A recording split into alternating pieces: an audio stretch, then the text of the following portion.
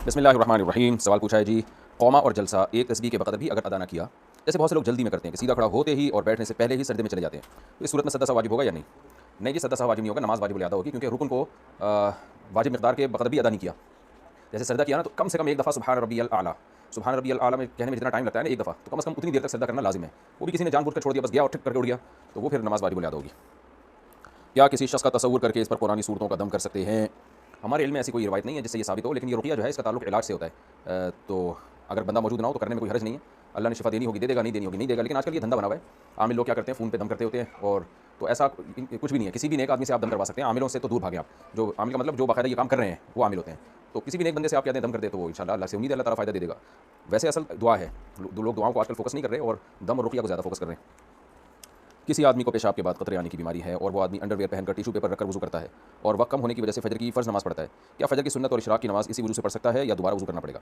कतरे की अगर बीमारी है और उस दौरान कतरा निकल गया, तो उसको जब, क्योंकि फजर की जो दो सुन्नतें पढ़ी जाएंगी ना, अगर फ़र्ज़ नहीं पड़ा तो इशराक के वक्त में पढ़ी जाएंगी, तो वक्त तो खत्म हो चुका होगा, तो उसको ताज़ा वज़ू करना पड़ेगा, उसी वज़ू से नहीं कर सकता।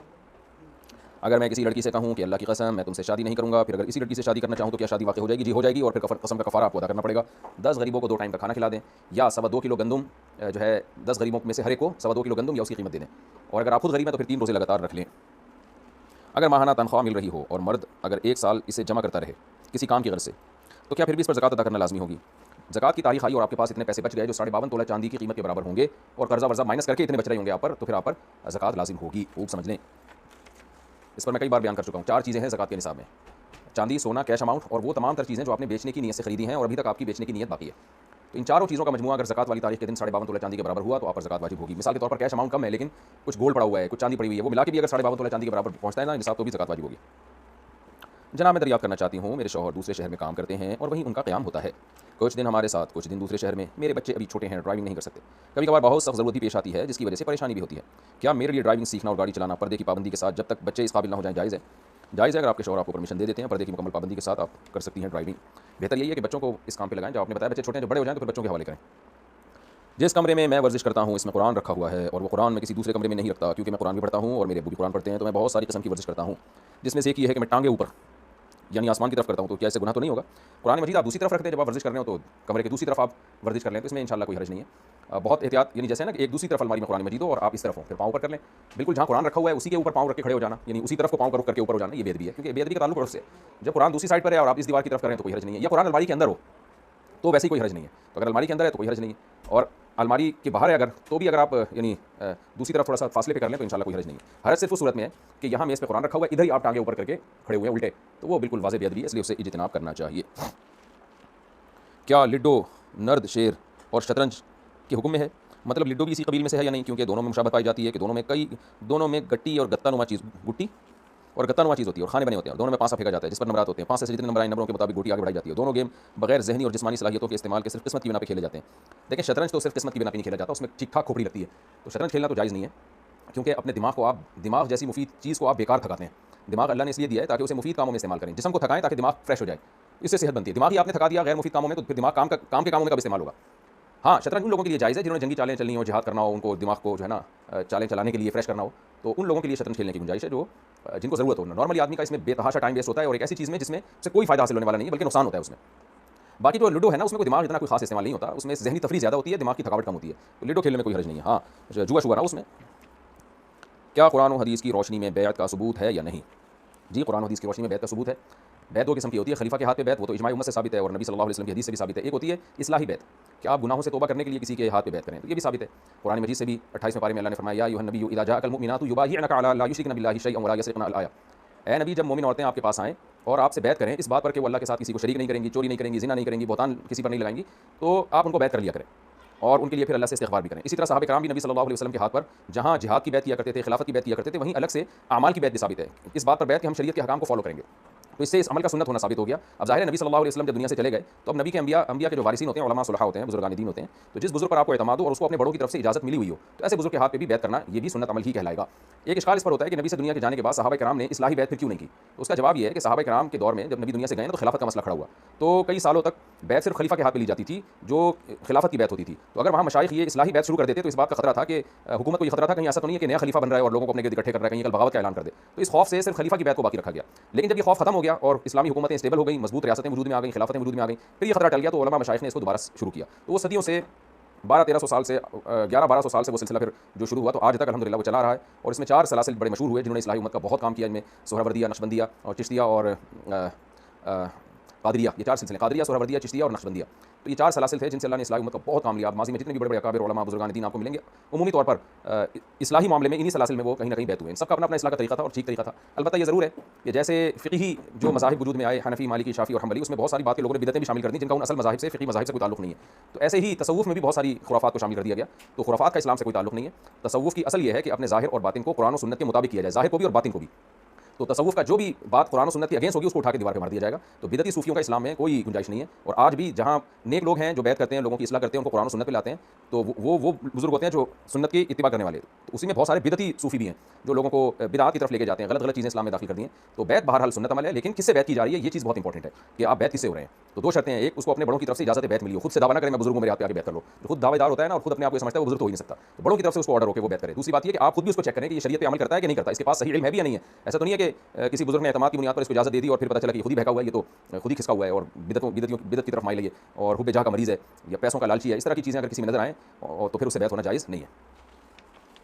अच्छा भाई, आज़मीन उम्रा और हरम शरीफ में उम्रा करने के बाद दूसरे रोज़ नमाज के लिए हरम शरीफ में जाना आना रहता है। वहाँ मुंतज़िमीन हरम शरीफ का हकाम में है कि मताफ़ में सिर्फ उम्रा करने वालों को इजाज़त है और तवाफ़ करने वालों को मताफ़ के अलावा मस्जिद के दूसरे हिस्सों में काम में यानी उम्रा करने के हकाम जारी हुए हैं। मेरा ख्याल है किसने गूगल से तर्जुमा किया। और कुछ मखसूस औक़ात भी मुकर्रर हैं। ऐसे मौके पर अगर कोई तवाफ़ के लिए उम्रे की नीयत नहीं, सिर्फ मताफ़ में दाखिल होने के लिए ihराम बांधता है और फिर तवाफ़ करता है, तो क्या ऐसा करना ठीक है? आजकल ये बहुत हो रहा है। गवर्नमेंट ऑफ सऊदीया ने पाबंदी लगाई है कि आप जब उम्रा करने जाएंगे तो उम्रे के दौरान ही आप तवाफ़ कर सकते हैं मताफ़ में। जब उम्रा खत्म हो गया तो फिर आप बाहर मताफ़ से बाहर आप तवाफ़ करें, जो ऐन मताफ़ है वहाँ तवाफ़ न करें आप। तो हुकूमती क़वानीन की पाबंदी करनी चाहिए। बिला ज़रूरत शदीदा हुकूमती क़वानीन के खिलाफ चलना अच्छा काम नहीं है। तो बेहतर यही है कि आपको अगर बहुत ज़्यादा तवाफ़ करने तो उम्रे से आप बाहर ही ना निकलें, यानी उम्रे का ihराम में जाकर तवाफ़ करें, फिर सही करें, उम्रे से फारिग हो गए आप तो हल कराने से पहले दोबारा चले जाएँ, बार बार तवाफ़ करें आप।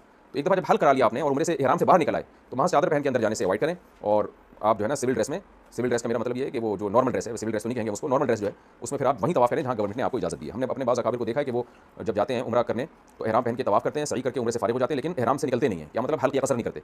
तो उसी के दौरान फिर आराम करके ना होटल में सुकून से दोबारा तवाफ़ करने चले जाते हैं, बार बार तवाफ़ करते हैं। तो थोड़ी टेंशन तो होती है क्योंकि ihराम से लंबा ihराम हो जाता है, तो ihराम में रहना तो बड़ी सादत की बात है। नबी सल्लल्लाहु अलैहि वसल्लम ने फरमाया अल्लाह ताला को ihराम की हालत में बंदा बहुत पसंद है। ihराम की हालत का मतलब सिर्फ 2 चादरें नहीं है, खूब समझ लें। मतलब ये है कि आप ihराम से ना निकलें, यानी कसर करा के या हल करा के निकले ही नहीं ihराम से आप। तो जितना टाइम ihराम में गुजरेगा उतना ही आप अल्लाह के नज़दीक पसंदीदा होंगे, आपकी इबादत, तस्बीहात का सवाब, तवाफ़ का सवाब आपको ज़्यादा मिलेगा। कुरान मुकम्मल कर लिया, एक भी सद्दा नहीं किया, तो क्या एक ही बार तमाम की नियत कर सकते हैं या अलग-अलग 14 सद्दा करने होंगे? एक ही बार कर सकते हैं जी। वैसे बेहतर यही है, सुन्नत यही है कि जब सद्दा तिलावत की आयत पढ़े तो उसी वक्त सद्दा कर लेना चाहिए। अगर कोई शख्स किसी मदरसा या मकतब को कुरान मजीद खरीद कर बच्चों को देने के लिए रकम अता करे, इसी वक्त कोई इंसान बहुत ज़्यादा मजबूर हो, कर्ज़ में मुब्तला हो, तो क्या वो कुरान मजीद खरीदने की रकम इस मजबूर इंसान को दे सकता है? बराह मेहरबानी कुरान हदीस की रोशनी में मुदल्लल मुफस्सल जवाब मरहमत फरमाएं, नहीं दे सकता। जिस शख्स ने मदरसा को जिस काम के लिए जो रकम दी है मदरसे के मोहतमिम, उसके अलावा किसी और जगह वो रकम इस्तेमाल नहीं कर सकते, जायज़ नहीं है। क्या इशा की 2 रकात सुन्नत में तहज्जुद की नियत करना सही है? नहीं जनाब, इशा की 2 रकात जो सुन्नत मौक़त है वो इशा के ताबे है, उसके बाद नफिल पढ़ के आप तहज्जुद की नियत कर लें।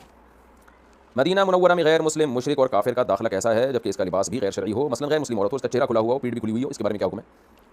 मदीना मुनव्वरा में देखें गैर मुस्लिम का दाखिला ममनू नहीं है। गैर मुस्लिम नबी सल्लल्लाहु अलैहि वसल्लम के दौर में कसरत से मदीना मुनव्वरा आया करते थे, पूरे गैर मुस्लिमों के वफूद आया करते थे, हत्ता कि मस्जिद नबी में भी आते रहे। तो इसके नाजायज़ होने की कोई दलील नहीं है। अलबत्ता बेपर्दा होना, चेहरा का पर्दा तो अगर कोई हिंदू औरत है उसके लिए तो चेहरे का पर्दा फ़र्ज़ नहीं है, लेकिन बाकी जिस्म को छुपाना मुसलमानों पर लाजिम है कि उसको ऑर्डर करें कि वो बाकी जिस्म छुपाए। मस्जिद हो या मस्जिद नबी हो या आम मस्जिद भी हो, या मस्जिद नबी हो या मदीना मुनव्वरा हो, तो बाकी बॉडी का छुपाना बहरहाल मुसलमानों पर हुक्म है कि वो मस्जिद नबी या आम मस्जिद में भी कोई अगर खातून आती है गैर मुस्लिम, तो चेहरे के अलावा बाकी पूरा जिस्म उस पर छुपाना उसको, यानी मुसलमानों पर लाजिम होगा कि उसको ऑर्डर करें कि वो छुपाए। वो तो शरीयत को फॉलो नहीं करती, लेकिन हमें तो हुक्म है ना कि हम अपने जो मसाजिद हैं और जो मुक़द्दस मकामात हैं उनकी इहानत से हम बचाएं। तो मदीना हो या मस्जिद नबी हो, उसमें मुसलमान को हुक्म ये दिया जाएगा कि कोई भी गैर मुस्लिम जब जाए तो प्रॉपर वो गैर मुस्लिम खातून प्रॉपर पर्दा करे, चेहरा खोल सकती हो। अच्छा भाई, अगर औरत दूसरी शादी में अपने आप को कंवारी ज़ाहिर करती है तो इस पर किस कानून के तहत कार्रवाई होगी? दूसरी शादी में अपने आप को कंवारी ज़ाहिर करती है, हालांकि वो कंवारी नहीं थी, ये कहना चाह रही है खातून। देखिए, अगर वो शादी हुई उसकी और रुखसती से पहले ही तलाक हो गई तो फिर उसको ये शो करना कि मैं मैरिड थी और मेरी रुखसती से पहले तलाक हो गई, इस डिटेल में जाने की जरूरत नहीं है। वो अपने आप को कंवारी कह सकती है, भाई मैं कंवारी हूँ, मैं अनमैरिड हूँ, ये कह सकती है। लेकिन अगर बाकायदा शौहर के साथ उसने वक्त गुजारा हो, मियां बीवी का रिलेशन भी हुआ हो, तो फिर अपने आप को कंवारी ज़ाहिर करके शादी करना ये धोखा है। बाकी जब शादी हो गई तो हो गई, अब शौहर को पता चल गया कि धोखा दिया है, तो शौहर को चाहिए कि इस ज़माने में भाई अब लड़कियाँ बड़ी मजबूर हैं, झूठ बोल दिया उसने, तो उसको माफ़ कर दे। अगर वो आपके साथ अच्छा सलूक कर रही है और आपके साथ नॉर्मल लाइफ गुजार रही है, उसने तो गलत किया, धोखा नहीं देना चाहिए था। लेकिन अगर आपके साथ अच्छा सलूक कर रही है तो मर्द को चाहिए दिल बड़ा रखे, सिर्फ इस बात पर उसको डिवोर्स न दे या उसको ताने न दे, राय हमारी यही है कि उसको इग्नोर कर दे वो इस बात को। वजह उसकी यही है कि आजकल खवातीन के साथ बड़े मसाइल चल रहे हैं, शादियाँ अच्छे रिश्ते मिलते नहीं है। लेकिन बहरहाल औरत के लिए झूठ बोलना बहुत बड़ा जुर्म है। ऐसा ना मेरे इस क्लिप की वजह से कोई खातून बोलेंगे ठीक है जी हम तो 2 दफ़ा 3 दफ़ा बेवा हो चुकी हैं तो अब हम कमारा ही अपने आप को शो करेंगी, तो ये ठीक नहीं है, गुनाह मिलेगा धोखा देने का। मैंने पढ़ा है कि नमाज में अगर किसी रुकन में ताख़ीर हो जाए तो सद्दा सहव लाजिम हो जाता है। मैं कुछ सालों से लाइल्मी में फ़र्ज़ नमाज़ों में सजदे में सुबहान रब्बियल आला पढ़ने के बाद देर तक बगैर ज़बान हिलाए दिल ही दिल में दुआएं करती रहती थी या दुनियावी बातें सोचती रहती थी। अब मुझे लगता है इससे मेरी अगली रकतों में ताख़ीर हो जाती थी। क्या मुझ पर इन सारी नमाज़ों में सद्दा सहव वाजिब था? अगर रुकन में ताख़ीर करने पर मैंने सद्दा सहव नहीं किया तो क्या मेरी नमाज़ें दुरुस्त नहीं थी और क्या मुझे इनको फिर से पढ़ना होगा? देखिए, रुकू सजदे में आपने 3 तस्बीह पढ़ के खामोश भी रहना, 1 घंटे भी खामोश रहें तो इसको ताख़ीर नहीं कहते, क्योंकि रुकू तस्बीहात का महल है। उसमें दुआएं भी पढ़ी जा सकती हैं, खामोश भी रहा जा सकता है, सजदे में भी दुआएं भी पढ़ी जा सकती हैं, तस्बीह भी पढ़ी जा सकती है, तो इससे आप पे सद्दा सहव लाजिम नहीं हुआ। सद्दा सहव जो ताख़ीर से लाजिम होता है उसको याद कर लें। नंबर 1, आपने सूरह फातिहा पढ़ी, उसके बाद सूरत शुरू करने में ताख़ीर कर दी आपने, 3 दफ़ा सुबहान रब्बियल आला कहने के बक़दर आपने जानबूझकर ताख़ीर की, ये जायज़ नहीं है। ये भूले से की तो सद्दा सहव लाजिम होगा। दूसरा, आपने सूरत ख़त्म की, अब आप ना आगे तिलावत कर रहे हैं ना रुकू कर रहे हैं, खामोश खड़े हुए हैं, तो ये भी जायज़ नहीं है, क्योंकि तिलावत ख़त्म करने के बाद रुकू में ताख़ीर जायज़ नहीं है। तीसरी बात, आपने अतहियात पढ़ी उन नमाज़ों में जिनमें 2 रकतों के बाद खड़े हुआ जाता है, जैसे फ़र्ज़ नमाज़ हो या वाजिब वितर हो या ज़ोहर की 4 सुन्नतें हों, इनमें 2 रकतों के बाद अतहियात पढ़ के हम खड़े हो जाते हैं, तो यहाँ खड़े नहीं हुए और आपने ताख़ीर कर दी, तो यहाँ भी सद्दा सहव वाजिब है। तो इसके अलावा और कोई ताख़ीर मुझे अभी इस वक्त याद नहीं पड़ता कि और कोई ताख़ीर ऐसी है जिसकी बेस पे सद्दा सहव लाजिम होगा। मिसाल के तौर पर आपने कौमा में खड़े हुए और घंटा खड़े रहे, आप वहाँ दुआएं पढ़ते रहे या खामोश खड़े रहे, तो जितनी देर भी खड़े रहेंगे ये ताख़ीर नहीं कहलाएगी। 2 सजदों के दरमियान आप बैठे और बैठे ही रहे, अगला सजदे में बहुत ताख़ीर कर दी, तो इस ताख़ीर से सद्दा सहव लाजिम नहीं होता। खूब समझ लें। इसी तरह आपने अतहियात पढ़ ली और सलाम फेरने से पहले आपने दुरूद शरीफ पढ़ा और दुआएं पढ़ी और फिर भी आप सलाम नहीं फेरे, देर कर दी, तो भी सद्दा सहव लाजिम नहीं होता। इसी तरह फ़र्ज़ की तीसरी और चौथी रकत में भी आपने अगर रुकू में बहुत ज़्यादा भी ताख़ीर कर दी, फ़र्ज़ की तीसरी और चौथी रकत में, तो उसमें भी सद्दा सहव वाजिब नहीं होता। अच्छा भाई, क्या हामिला औरत दम, चाश्त का पानी, ज़मज़म का पानी पी सकती है? हमारे यहाँ रिवाज है कि हामिला औरत पर ना दम करते हैं, ना ज़मज़म का, ना दम चाश्त का पानी पिलाते हैं। चाश्त का पानी क्या होता है भाई? नहीं, इसके बारे में किताब हो तो आगे कीजिए। कोई किताब नहीं है, ये बात ही गलत है। हामिला औरत सब कुछ खा पी सकती है, कोई हर्ज नहीं है इसमें। मैंने सुना है कि महर मर्द की कमाई के हिसाब से रखवाना चाहिए, लेकिन मुफ्ती साहब, अगर कोई औरत अपने तहफ़्फ़ुज़ के लिए, गो कि वो औरत ज़्यादा हसीन ना हो और ना ज़्यादा अमीर हो, महज अपने तहफ़्फ़ुज़ के लिए 7 या 50 करोड़ महर रखवाए तो क्या वो गुनहगार होगी? नहीं जी, गुनहगार नहीं होगी। 50 करोड़ महर रखवाए, वो 1 अरब रुपये महर रखवाए, अगला रखेगा ही नहीं। तो बात यह है ना कि औरत के एकतरफ़ा फैसला थोड़ी होता है, तो मर्द भी उस ऑप्शन को कबूल करता है कि नहीं करता, तो देखा जाएगा। मैं अपनी घड़ी बोलूँ 1 खरब रुपये की मैं बेचूंगा, तो मैं तो मुझे ऑफर लगाना जायज़ है, अगला लेगा ही नहीं है, बोलेगा किस बात की 1 खरब दे भाई मुफ्ती साहब, तो या मैं 1 करोड़ लगा दूँ, खरब थोड़ा ज़्यादा हो गया, 1 करोड़ लगा दूँ, अगला बोलेगा किस खुशी में 1 करोड़ रुपये की घड़ी लूँ आपसे मैं। तो बाकी ये कि महर मर्द की कमाई के हिसाब से या औरत की, महर जो है ना शरीयत में औरत के हिसाब से होता है। आजकल ये उल्टा हो रहा है कि मर्द की कमाई के हिसाब से महर जो है ना शरीयत में असल होता है महर मिसल, और महर मिसल का मतलब ये होता है कि औरत के खानदान में क्या महर चल रहा है, तो उसमें औरत की खूबसूरती, औरत के खानदान, उसकी दीनदारी, तमाम चीज़ों की बेस पे महर होता है। तो जो औरत जितना भी स्टैंडर्ड उसका हाई होगा उसका महर उतना ज़्यादा होगा। लेकिन क्योंकि हम हिंदुओं के साथ रहे, हमारे महर वह का सारा सेटअप ही ऐसी की तैसी हो गई, बर्बाद हो गया। तो अब तो 25,000 30,000 मार्केट में महर चल रहा है। जो आदमी क्या नाम है, इतने के तो महीने में अंडे इससे ज़्यादा क्या आ जाते हैं आजकल घर में, तो वो एक महर, वो औरत की 2 टके की हैसियत नहीं रही है हमारी सोसाइटी में। उसकी वजह भी यही है कि 2-3 शादियों का रिवाज नहीं है, खवातीन भरमार है। औरत को बस यही खुशी होती है चलो कोई अच्छा बंदा मिल गया, मुझे अच्छा शौहर मिल गया। तो महर तो वंस अपॉन अ टाइम हुआ करते थे कि अच्छी औरत है तो वो ये भी देखती थी कि बंदा भी अच्छा हो और फिर मेरे हिसाब से मुझे महर दे भी रहा है कि नहीं दे रहा। तो आजकल ये सब सेटअप उल्टा हो गया है। तो अच्छा बंदा मिले, छट करके शादी कर लें, उससे महर के ज़्यादा चक्कर में ना पड़े आप। लेकिन बहरहाल शरीयत में महर जो है वो मर्द की आमदन के हिसाब से नहीं है, वो औरत के स्टैंडर्ड और उसके स्टेटस के हिसाब से। वॉश बेसन पर वज़ू करने का क्या हुक्म है, जबकि चप्पलों पर गलियों वगैरह का कीचड़ और गंदगी लगी होती है जो कि फ़र्श पर भी लगती है, और वज़ू करते हुए पानी फ़र्श पर भी गिरता है और कीचड़ और गंदगी वाले फ़र्श से छींटे उड़कर बहुत ऊँची पहुँचे भाई इनकी सवाल करने वालों की। दोबारा से पढ़ूंगा तो दिमाग चकराने लगा था। वॉश बेसन पर वज़ू करने का क्या हुक्म है, जबकि चप्पलों पर गलियों वगैरह का कीचड़ और गंदगी लगी होती है। ठीक है, इन कीचड़ लगी आपकी चप्पल में, फिर क्या हुआ? जो कि फ़र्श पर लगता है, आप घर में आए उसी कीचड़ के साथ आ गए, और वज़ू करते हुए पानी फ़र्श पर भी गिरता है, फिर आपने ऊपर वज़ू किया तो पानी फ़र्श पर गिरा, और कीचड़ और गंदगी वाले फ़र्श से छींटे उड़कर, यानी जब पानी नीचे गया तो नीचे कीचड़ और गंदगी जो चप्पलों के साथ आई थी उससे टकरा के वापस ऊपर आया और फिर पैर और कपड़ों पर भी लगा। ये सूरत हाल हर घर और दफ्तर में होती है और लोग इसका ख्याल नहीं करते। नीज चप्पलों के साथ आने वाली कीचड़ और गंदगी में कुछ नापाक चीज़ें भी हो सकती हैं, क्योंकि गलियों में गटर वगैरह उबल रहे होते हैं। इतनी डीप में जाने की जरूरत नहीं है, आप सीधा सीधा वज़ू करें और नमाज़ के लिए चले जाया करें, और अगर आप कोई खातून है तो भी वज़ू करें, मुसल्ले पर खड़ी हो जाया करें। बाकी ये कि घर में कीचड़ वाले चप्पल लाना वैसे गलत है, गंदगी का है, इससे नापाकी का कोई ताल्लुक नहीं है। इससे ज़्यादा आपने डेप्थ में जाकर गौर किया तो आपको थोड़े दिनों में नफ्सियाती पेशेंट बन जाएंगे आप। और मैंने बड़े बड़े तहारत के मसाइल में लोगों को पागल होते हुए देखा है, तो मैं भी होने लगा था, लेकिन मैं एकदम अपने ऊपर काबू पाया, अल्हम्दुलिल्लाह, अल्लाह ने मुझे बचा लिया। ये सवाल जब मैंने पढ़ा तो होने लगा था, मैं इतनी नहीं ज़्यादा जाकर के वहाँ से पानी छींटों पे नीचे गिरा तो फिर कीचड़, यहाँ से कीचड़ वाला पानी रिवर्स होकर ऊपर आया, तो चूंकि इसमें बाहर से गंदगी भी आ चुकी हो सकती है, हो सकता है किसी कुत्ते ने पेशाब किया हो तो वो कीचड़ आपके वो कीचड़ में मिलाओ तो फिर चप्पलों से मिलाओ। इतनी ज़्यादा गहराई में जाने की कतई ज़रूरत नहीं है, शरीयत में नाजायज़ है इतनी तहारत के मामले में इतना वहमी बनना। तो आप वॉश बेसन पे वज़ू करें और वज़ू करके नमाज़ पढ़ लिया करें। बाकी अलग से एक चीज़ है कि कीचड़ वाले चप्पल कारपेट पे या घर में लाना वैसे एक नफासत के खिलाफ है, उसमें वैसे ही एहतियात करनी चाहिए। मेरे चचा के बेटे, मेरी बड़ी बहन और मैंने एक तीसरी औरत का दूध पिया है, यानी आपकी बड़ी बहन ने, चचा के बेटे ने और आपने तीसरी औरत का दूध पिया, जो ना मेरे चचा के बेटे की माँ है और ना ही हमारी माँ है। बहरहाल जिसका भी दूध पी लिया ना, तो आप सब उस औरत के रज़ाई बच्चे बन गए, और अब तीनों, आपकी बहन तो आपकी वैसी महरम थी, जो चचा का बेटा है वो भी महरम बन गया आपका। क्या मैं अपने चचा के बेटे यानी रज़ाई भाई की छोटी बहन से निकाह कर सकता हूँ? जी कर सकते हैं, क्योंकि उसने दूध नहीं पिया, यानी ये चचा का बेटा तो आपका रज़ाई भाई बन गया, उसकी बहन आपकी रज़ाई बहन नहीं बनी है। क्या मेरे चचा का बेटा रज़ाई भाई मेरी छोटी बहन से निकाह कर सकता है? जी वो भी कर सकता है, क्योंकि बड़ी बहन ने दूध पिया है, छोटी ने दूध नहीं पिया। क्या मेरे रज़ाई भाई, ये रज़ाई लिखा हुआ है, रज़ाई तो वो लिहाफ को बोलते हैं जो आप सर्दियों में उड़ते हैं, रज़ाई होता है ऐन के साथ, दूध पिलाना, दूध शरीक भाई जो होता है ना, रज़ाई, क्या मेरे रज़ाई भाई की वजह से इसकी सारी छोटी बहनें मेरी रज़ाई बहनें होंगी? नहीं जी, जिसने दूध पिया है किसी औरत का आपके साथ, और आपने भी यानी उसी औरत का दूध पिया, तो दूध पीने वाले आपस में बहन भाई बनते हैं, उनके बहन भाई आपस में बहन भाई नहीं बनते। खूब समझ लें। एक निकाह में काजी साहब ने जो खुतबा पढ़ा, उनके अल्फाज की अदायगी ठीक नहीं थी और कुछ अल्फाज छूट भी गए थे। ऐसी हालत में क्या निकाह सही हो गया? ये भी बताएं क्या निकाह में खुतबा पढ़ना फ़र्ज़ है, सुन्नत है या मसनून है? निकाह खुतबे के बगैर भी हो जाता है, सुन्नत है खुतबा पढ़ना, अगर छूट भी जाए तो कोई हर्ज नहीं है। निकाह नाम है ईजाब व कबूल का। इल्म नजूम और इल्म फल्कियात का इल्म हासिल करना कैसा शरीयत की रूह से? आजकल जो आमिलीन लोग और नजूमी लोग सिखा रहे हैं वो तो हराम नाजायज़ है, उसका नसर ना पाएँ, फजूल है। और जो इल्म फल्कियात वैसे है एक बाकायदा साइंस का इल्म है, जो जिस अलबैरूनी जिसका बहुत बड़ा माहिर था और आज भी बड़े बड़े साइंटिस्ट हैं उसमें, जो जिसकी वजह से हम दुनिया में सफ़र करते हैं, तो वो फल्कियात का इल्म, तो इल्म है भाई, साइंसी इल्म है। और मुसलमानों पर तो वैसे भी इसलिए उसका सीखना फ़र्ज़ है कि सिमत क़िबला और नमाज़ों के औक़ात में उसका बहुत गहरा ताल्लुक़ है और महीनों के चाँद की तारीख़ों को पहचानने में। ये थोड़ा हया के ख़िलाफ़ मसला है भाई, लेकिन लोग पूछते हैं, ये बयान करूँ नहीं करूँ जी? अगर वाइफ अगर मेंसेस की हालत में है ना, अगर बीवी को हैज़ में है और शौहर को ख्वाहिश है, तो वो किसी भी तरह से अपनी वाइफ के ज़रिए अपने आप को डिस्चार्ज कर सकता है, बशर्ते कि वो हराम रास्ता इख्तियार न करे। हराम रास्ता क्या है वो कई दफ़ा बयानात में बताया जा चुका है, यानी उसका हाथ इस्तेमाल कर सकता है। मुफ्ती साहब एक मसले में कशमकश है, इसलिए आपसे पूछ रहे हैं। शरई माज़ूरीन जो ज़मीन पर 4 ज़ानों बैठकर या कुर्सी पर इशारे से रुकू और सजदा अदा करते हैं, कुर्सी पर बैठने वाला इसी तरह ज़मीन पर 4 ज़ानों या 2 ज़ानों बैठने वाला रुकू और सजदे का इशारा किस तरह करेगा? आमतौर पर लोग रुकू का इशारा हाथ घुटने पर रखकर थोड़ा सा झुकते हैं और सजदे का इशारा कुर्सी वाला तो हाथ घुटने पर रखकर रुकू के मुकाबले में कुछ ज़्यादा झुक जाता है। और ज़मीन पर या 4 ज़ानों या 2 ज़ानों बैठकर नमाज़ पढ़ने वाला सजदे का इशारा किस तरह करेगा? इसके बारे में कशमकश है। सही तरीका क्या है कोई ठीक नहीं बता रहा, आप उलझन को खत्म कीजिए। सजदे का इशारा किस तरह करें? 4 ज़ानों या 2 ज़ानों बैठकर हाथ को ज़मीन पर रखें या फ़ज़ा में मुअल्लक़ या घुटने पर रखकर रुकू के मुकाबले में ज़्यादा झुके? जी, अगर ज़मीन पर आप बैठें तो घुटने पर हाथ रखें, जैसे तहियात में हाथ रखते हैं ना आप। जब 2 ज़ानों बैठे तो तहियात में जैसे हाथ रखते हैं ऐसे, और अगर 4 ज़ानों बैठे चौकड़ी मार के तो इधर ऐसे हाथ रख लें, घुटने के करीब यहाँ पे घुटने पे हाथ रख सकते हैं, ये भी जायज़ है। तो उसमें एक रुकू में कम झुके, सजदे में थोड़ा ज़्यादा झुके, बस यही है, इसमें कोई कशमकश की बात है नहीं। वैसे मुफ्ती साहब, मेरे पास मस्जिद के पैसे जमा होते हैं जिसमें सिक्के 10, 20, 50, 100 के नोट होते हैं, इनको संभालना मुश्किल होता है, तो हम इन पैसों को किसी दुकान वाले से तबादला करके बड़े नोट 500, 1000 वाले ले लेते हैं। क्या इस तरह मस्जिद के पैसों का तबादला कर सकते हैं? बराए रहमत फरमाएं। जी कर सकते हैं, इसमें मस्जिद का नुकसान नहीं है, फ़ायदा ही है। सिक्के को संभालना मुश्किल है, बड़े नोट का संभालना आसान है, कोई हरज नहीं है। क्या सोतेला सुसर सोतेले बेटे की बीवी के लिए महरम है? नहीं जी, नामहरम है। सोतेला सुसर क्या होता है?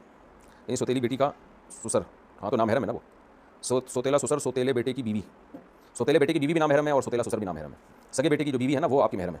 मैं एक दुकानदार हूँ, मेरे पास बैटरियाँ चार्ज होती हैं, आजकल वापडा के बिल बहुत आ रहे हैं और वापडा वाले जुल्म की इंतहा कर रहे हैं। आजकल नहीं कर रहे, हमेशा से कर रहे हैं। अभी मेरे बिजली का बिल टोटल 26,350 है, लेकिन टैक्सेस मिलकर टोटल बिल 53,851 रुपये बन गए। अब आप बताएं क्या इस सूरत में बिजली का मीटर स्लो कम या बंद करना जायज़ है? मुझे पिटवाओगे क्या? कैसी बात कर रहे हो यार? क्योंकि हर महीना बिल बहुत आता है, मैं अब तंग आ गया हूँ, या तो मैं कारोबार छोड़ दूँ या मीटर बंद कर दूँ। दोनों काम कर लें आप, कारोबार भी छोड़ दें, मीटर भी बंद कर दें। मेरे पास एक ही रास्ता बचता है, आप हज़रात रहनुमाई, मुझे क्या करना चाहिए? आपको सब्र करना चाहिए, जैसे पूरी कौम सब्र कर रही है और इलेक्शन का इंतजार कर रही है। शायद इलेक्शन के बाद अल्लाह करे हालात अच्छे हो जाए, लेकिन अल्लाह करे कि हालात अच्छे ही हो जाए, तो यही दुआ करेंगे। अगर कोई बंदा कबीरा गुनाह कर ले, या आगे गुनाह भी लिखा हुआ भाई, गुनाह क्यों लिख रहे हो, तो इसके बाद तौबा कर ले सच्चे दिल से, तो आखिरत में इसका गुनाह की सज़ा दी जाएगी, माफ़ हो जाएगा। अगर बहुत सच्चे दिल से तौबा किया और आइंदा ना करने का आज़म किया है तो फिर आखिरत में सज़ा नहीं मिलेगी। लेकिन गुनाह करके तौबा पे कायम रहना आसान नहीं होता, खूब समझ लो। इसलिए इस नीयत से गुनाह ना किया करेंगे बाद में तौबा कर लूँगा। जिन्होंने भी इस नीयत से गुनाह किया वो धंस गए उस दलदल में, तो गुनाह से दूर भागें। बहरहाल हो गया तो अल्लाह से गिड़ना है, तौबा करें, खूब रोएं अल्लाह के सामने। रोना नहीं आता, रोने की सूरत बनाएं। बाज़ मरतबा घर में कोई ऐसी खाने की चीज़ बच जाती है जो ख़राब तो नहीं होती, लेकिन इसे खुद खाने को दिल नहीं चाहता, क्या ऐसी चीज़ ज़ाया कर दी जाए या किसी फ़कीर को सदका कर दी जाए? सुना है ऐसी चीज़ अल्लाह के नाम पर नहीं देनी चाहिए जो इंसान को खुद पसंद ना हो। वो ज़कात में है कि घटिया चीज़ ज़कात में निकाल के आपने दे दी, लेकिन फेंकने से बेहतर है किसी इंसान को दे दें, तो कर लेना चाहिए ऐसी चीज़ का भी सदका, क्योंकि ज़ाया होने से बचाने से आप उसको किसी को दे रहे हैं। लेकिन खाने पीने की जो पुरानी चीज़ें होती हैं उनमें फ़कीरों को दे दी जाती है, ये सोच के कि ये तो पुरानी है और हम नहीं खा रहे, वो खा लेगा, वो बीमार होने का खतरा होता है। बाज़ दफ़ा सऊदी अरब में और दीगर मुल्कों में हमने कानून देखा है कि होटल का बचा हुआ खाना आप गरीब को भी दे देना तो गवर्नमेंट पकड़ लेती है। तो उसमें बहुत एहतियात गवर्नमेंट देखती है कि खाना स्टैंडर्ड का है या नहीं है। तो गरीब आदमी को पुराना खाना तो खिलाने में कोई हर्ज नहीं है, लेकिन पुराना में बाज़ दफ़ा जर्म्स पैदा हो चुके होते हैं, वो बासी हो चुका होता है, बीमार होने का खतरा होता है। तो ज़रा सा भी खतरा होना कि ये फ़कीर को हमने खिलाया तो बीमार हो सकता है, तो फिर जायज़ नहीं है उसको देना। अच्छा भाई, मेरी ज़ौजा विजिट वीज़े पर जद्दा आई थी और हमने उम्र से पहले आपस में जो मियाँ बीवी वाला रिलेशन होता है वो किया, क्या हम पर दम वाजिब है या नहीं? अगर वो ihram की हालत में नहीं थी, वो विजिट के लिए जद्दे की नीयत से आई थी, उसके बाद उन्होंने उम्र की नीयत की, तो फिर कोई हर्ज नहीं है, कोई दम वगैरह वाजिब नहीं है। छोटी सी मस्जिद में इमाम और मौज़िन की खिदमत अंजाम दे रहा हूँ माशाल्लाह। मुझे तकरीबन 1 महीने से नींद की मुश्किलात का सामना है, जिसकी वजह से मैं काफ़ी फिक्रमंद हूँ। कई घंटे करवटें बदलने में गुजर जाते हैं, मुश्किल से 2-3 घंटे, और कभी कभी इसका एहसास नहीं कि नींद आई भी कि नहीं। दिल में बेचैनी सी रहती है, दिमाग में गलत और मनफी ख्यालात आते हैं। अल्हम्दुलिल्लाह मैं बावजूद सोने और सोने के वक्त के अज़कार का एहतमाम करता हूँ। बराए करम रहनुमाई फरमाएं। देखें ये तो डॉक्टर को बताएं आप, मैं तो यहाँ मसाइल बताता हूँ, आपको नींद के टोटके तो नहीं बताता ना, ये तो मसाइल का चैनल है। लेकिन बहरहाल आपने पूछा तो जो अपनी नॉलेज है वो शेयर कर लेता हूँ, बाकी सही गाइड आपको डॉक्टर ही कर सकता है। कोई खास तौर पर जो नफसियाती डॉक्टर्स होते हैं वो ज़्यादा इसमें अच्छे गाइड कर सकते हैं। तो लेकिन जो मेरा तजुर्बा है, जो मुशाहिदा है, और तजुर्बे का मतलब जो लोगों के हालात से मुशाहिदा हुआ और टूटी फूटी जो नॉलेज अल्लाह ने दी है। पहली बात तो ये कि वर्जिश का एहतमाम करें आप खूब भागें दौड़ें मगरिब के बाद ना, इशा जब आप सोने के लिए लेटें ना तो खूब थके हुए होने चाहिए जिस्मानी तौर पर, खूब जॉगिंग करें, पसीना निकालें, भागें दौड़ें, अच्छा खासा थकाएं। जितना स्ट्रेस आप अपनी खोपड़ी को वर्जिश में देंगे ना, उतना ही आपकी खोपड़ी रिलैक्स हो जाएगी। जब आप जिम जाते हैं या जॉगिंग करते हैं ना, बहुत दिमाग को टेंशन होती है, क्या हो रही है, क्यों भाग रहे हो, तो वो टेंशन आपको आगे की टेंशन से बचा लेती है। जितना स्ट्रेस देंगे उस वक्त बाद में उतना ही रिलैक्स हो जाएंगे आप। तो डिप्रेशन और इन मुसीबतों से निकलने का एक दुनियावी एक मादी सबब जो अल्लाह ने रखा है वो ये कि अपने बॉडी को थकाओ, भागो, खूब अच्छी तरह वर्जिश करें आप। एक काम हो गया। नंबर 2, सोने का एक टाइम मुतय्यन होना चाहिए आपका। जो सबसे बेहतरीन टाइम जो है ना, रात 9 बजे या 10 बजे। तो 10 बजे आप लेट गए और एक टाइम के बाद 11, 12, 1, 2, 3, 4, 6 घंटे के बाद आप 4 बजे उठ जाएं, भले नींद आए ना आए। आपने मामूल बनाना है। ये हमारी जो जो सोने जागने के शेड्यूल है ना, ये अंदर अल्लाह ने घड़ी लगाई हुई है, उसके हिसाब से ये चलते हैं। हम उसको आगे पीछे करके बेड़ा कर देते हैं उसका। तो आपने क्या किया, चंद दिन ये ट्राई करके देखें। आप रात 10 बजे लेट गए, भले नींद आए ना आए, सुबह 4 बजे उठ गए, भले नींद आ रही हो आपको 4 बजे जाके, आपने उठ जाना है, आपने चंद दिन अमल करना है, तो आपका जो सोने जागने का जो साइकिल है ना वो सेट हो जाएगा। तीसरा काम, सोने से 2 घंटे पहले मोबाइल को उठा के किसी को दे दें, आप गिफ्ट दे दें। आप ये शर्त लगा दें कि कल मुझे वापस कर देना, और लॉक लगा के दें, ऐसा ना वो बिल्कुल ही नींद उड़ जाए अगले दिन आपकी। तो वो कुछ देख ले उसमें पता चला कि खैर वो आपका पर्सनल मामला है, मुझे उम्मीद है आप बहुत नेक आदमी होंगे। लेकिन आपने क्या करना है कि मैं नॉर्मल लोगों की बात की, आप तो नेक, आपने बताया मस्जिद के इमाम है माशाल्लाह, ऐसे ही है। हाँ छोटी आप तो नेक ही होंगे, आप दे दें पहले, कोई मसला नहीं है। तो आपने क्या किया, मोबाइल को 2 घंटे पहले लॉकर में रख दिया, सोने से 2 घंटे पहले। ये जो फेसबुक, टिकटॉक और जो टीवी के मुख्तलिफ चैनल है ना, ये इंसान का बेड़ा गर्क करने के लिए काफ़ी है। खासतौर पर पाकिस्तान में तो जिसने बैठे बैठे मरना हो ना, डिप्रेशन का मरीज बनना हो, वो सारा दिन खबरें सुनता रहे, उसको सजा हो गई, वो जेल से रिहा हो गया, फलाना आ रहा है, एस्टैब्लिशमेंट ने ये कर दिया, तो फलाने ने ये कर दिया, तो जज बिक गए, तो जज ने सही फैसला किया है, वो उधर उसके साफी का कुछ बयान, उधर आदमी की खिचड़ी पकी होती है। तो भाई अपने आप को निकालो झंझट से। भाई आपने क्या किया कि आपने 2 घंटे पहले मोबाइल बिल्कुल ही बंद कर दिया, ये काम कर लिया आपने। और उसके अलावा फिर आपने देखना है कि आपकी ज़िंदगी में कोई टेंशन तो नहीं है, कोई मुसीबत तो नहीं है। अच्छा, आपका वेट अगर बढ़ा हुआ है बहुत ज़्यादा, तो वजन ज़्यादा होना भी बाज़ दफ़ा तो सोतू बन जाता है आदमी वजन ज़्यादा होने से, बाज़ दफ़ा वजन ज़्यादा होने से नींद खराब हो जाती है, सेटअप खराब हो जाता है। तो आप किसी डॉक्टर से अपना चेकअप भी करवा लें कि शुगर मुगर का और इन सब चीज़ों का खतरा तो नहीं है, आपकी फिजिकल फिटनेस सेट है या खराब है। और चौथी चीज़, उसके अलावा अगर कोई आपको टेंशन, हाँ कॉफ़ी और चाय, शाम 4 बजे के बाद कोई भी नशावर चीज़ नहीं पीनी आपने। जो कॉफ़ी या चाय होती है ना, कैफीन, ये 4 बजे के बाद 8 घंटे तक कम से कम इनके असरात रहते हैं। तो नींद का बेड़ा गर्क करने में चाय कॉफ़ी का बहुत बड़ा दखल है। चाय भी बेड़ा गर्क करती है, कॉफ़ी तो बहुत ही ज़्यादा बेड़ा गर्क करती है। तो ये चीज़ें बिल्कुल ही ज़िंदगी से निकाल दें तो ज़्यादा अच्छा है। बहुत ही शौक हो पीने का तो सुबह के टाइम पे पी लिया करें, ये 4 बजे से पहले पहले पी लें। और पांचवी चीज़ है, आपकी ज़िंदगी में कोई टेंशन है तो वो देखें क्यों है भाई, क्यों टेंशन ले रहे हो। दुनिया मुसाफिर खाना है, सबने दुनिया से जाना है, ये टेंशन यहीं रह जाएंगी, तो उस टेंशन को भी आखिरत का सोच के खत्म करने की कोशिश करें और सेहत का ख्याल रखें, भागें दौड़ें। तो 5-6 चीज़ें ऐसी हैं जिन पर चंद दिन अमल करेंगे तो एकदम से नहीं हो जाएगा कि आपने पता चला कि जी एकदम से सेट हो गए, टाइम लग जाएगा, 1-1.5 हफ्ते 2 हफ्ते में जाके इंशाल्लाह अल्लाह ने चाहा तो आपकी सेटिंग सेट हो जाएगी। लेकिन नींद की गोलियों का अल्लाह का वास्ता अपने आप को आदी नहीं बना देना। ऐसे मौके पे बाज़ लोग कहते हैं कि नींद की गोलियां खाना शुरू कर दें। हाँ, अपने साइकिल को सेट करने के लिए नींद के उसमें अगर कोई डॉक्टर वक्ती तौर पर टैबलेट दे दे तो एक अलग बात है, लेकिन ये कंटिन्यू नहीं खानी आपने, वरना ज़िंदगी भर के लिए अज़ाब हो जाएगा नींद की गोलियों का अगर आपने आदी बना लिया। तो ये चंद हिदायत थी जो डॉक्टरों ही से सुनी है, और बिल्कुल यानी उसूली तौर पर ये ठीक भी है, डॉक्टरों से ना भी सुनिए तो भी अकल भी यही कहती है कि ऐसे ही होना चाहिए, लेकिन मेडिकल साइंस भी इसका इतराफ़ करती है। इसलिए आप जो है वो ये इन बातों पर अमल करें इंशाअल्लाह। सल्लु अलल हबीब। मियाँ बीवी के दरमियान तजदीद निकाह कैसे किया जाए, किन किन बातों की वजह से तजदीद निकाह लाजिम हो जाता है। भाई तजदीद निकाह जब होता है जब 1 तलाक़ या 2 तलाक़ें बाँध दी जाए, बिला वजह तजदीद निकाह नहीं किया करें, वह भी बन जाता है। या कल में कुफ्र वाज़ेह साफ लफ्ज़ों में ज़बान से कोई कुफ्र का कलमा निकाल दे तो फिर भी तजदीद निकाह की जाती है। तजदीद निकाह का आसान तरीका ये है कि अगर कुफ्र की वजह से या कोई कुफ्रिया जुमला ज़बान से निकाला है तो तौबा इस्तिग़फ़ार करे अल्लाह के सामने और माफ़ी मांगे लोगों के सामने। अगर कुफ्रिया जुमला निकाला है तो वहाँ भी बोले भाई मैंने अल्लाह से तौबा कर ली, जुमला मैंने गलत कहा था। और उसके बाद तजदीद का आसान तरीका ये, बेगम से बोल दे भाई कि तुम मुझे इजाज़त दे दो कि मैं तुम्हारा अपने आप से दोबारा निकाह करा दूँ। बेगम जो है वो आपको इजाज़त दे दे तो नए मेहर के साथ आप 2 गवाहों के सामने कह दें भाई मेरी जो साबिक़ा वाइफ है मैंने उससे दोबारा निकाह कर लिया। तो आसान तरीका ये, दुनिया में शोर मचाने की ज़रूरत नहीं है कि दोबारा से तंबू लगाएं आप और दोबारा से शादी हो रही है आपकी। कुछ भी चीज़ खाने के बाद पेट खराब या सीने में जलन या तबीयत खराब हो जाए और फिर वो शख्स कहे फला सालन जैसे भिंडी खाई इस वजह से सीने में जलन हुई है या गैस हुई है, यूँ कहे कि चने की दाल खाई इस वजह से पेट खराब हो गया, या दूध पिया इस वजह से नज़ला ज़ुकाम हो गया, तो इस तरह कहने में कोई हर्ज है या नहीं। ये बाज़ लोगों को ये सवाल इसलिए करते हैं कि भाई ज़ुकाम तो अल्लाह की मर्ज़ी से हुआ है, सीने में जलन तो अल्लाह की मर्ज़ी से हुई है, तो दाल की तरफ निस्बत तो ठीक नहीं है। तो भाई अल्लाह की मर्ज़ी से हुई है लेकिन उसका सबब तो दाल ही बनाए ना। आपने चने की दाल फोड़ दी अच्छी खासी, गोभी के पराठे खाए आपने तो जलन तो होगी और मसाइल तो खड़े होंगे, तो उसमें कोई हर्ज नहीं है। गोभी की तरफ निस्बत कर दी आपने, भिंडी की तरफ निस्बत कर दी, कोई हर्ज नहीं है, क्योंकि ये चीज़ें ज़ाहिर सबब हैं, तो सबब की तरफ निस्बत करना शिर्क नहीं कहलाता, कोई हर्ज नहीं है।